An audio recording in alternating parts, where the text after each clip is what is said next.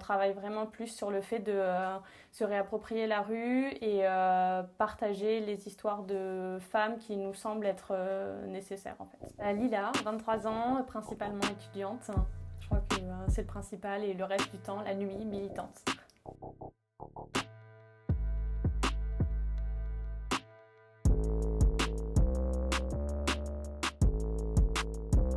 Ça s'organise sur la base du volontariat. En fait, on est toutes sur une conversation WhatsApp.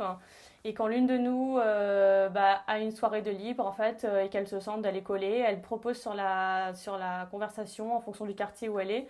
Et du coup, des filles lui répondent ou non. Et ça s'organise comme ça. Des fois, on peint tout ensemble, comme aujourd'hui, dans un appartement de l'une de l'autre. Et des fois, chacune peint de son côté et on se rejoint seulement pour coller.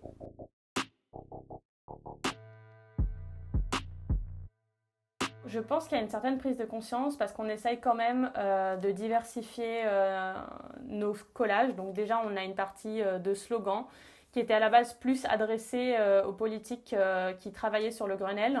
Ensuite, on a collé beaucoup d'histoires aussi, des témoignages. Donc ça, je pense que c'est quelque chose qui fait beaucoup d'impact parce que c'est des vies réelles.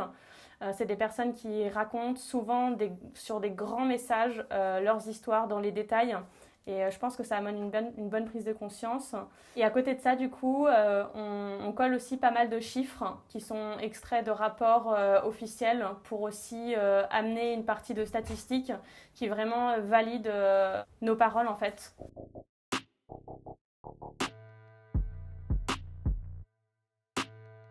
Ce qu'on attend, c'est que le gouvernement lâche des thunes, déjà. C'est la première étape en fait nécessaire parce qu'on ne peut pas avancer si on ne forme pas le personnel de police, le personnel juridique à ces questions-là, des violences conjugales.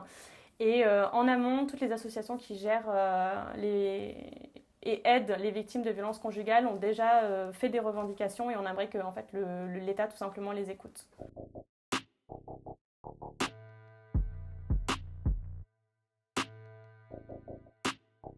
Un message à faire passer, c'est celui qu'il y a dans nos slogans, encore une fois. Je pense que tous les messages qu'on revendique, parce qu'on milite aussi et on colle à propos des violences sexistes et sexuelles en général. Donc il n'y a pas seulement la question des féminicides qui est abordée.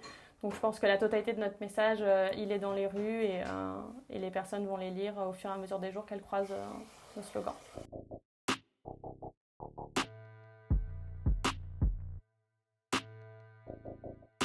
On a eu déjà 2 ou 3 fois la police qui est venue nous voir, qui nous a demandé soit juste de rentrer chez nous en laissant tel quel, soit de retirer le collage. Et sinon, à part ça, on a été on nous a relevé les identités une fois.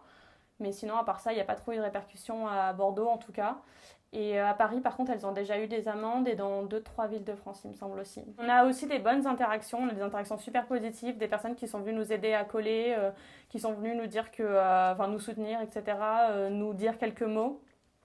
Donc plutôt positif. Et après, on a eu aussi déjà des mauvaises interactions, par exemple des seaux d'eau jetés de balcons sur des colleuses à Paris aussi, il me semble, et des vidéos postées sur Internet d'hommes qui nous menaçaient de mort. Voilà.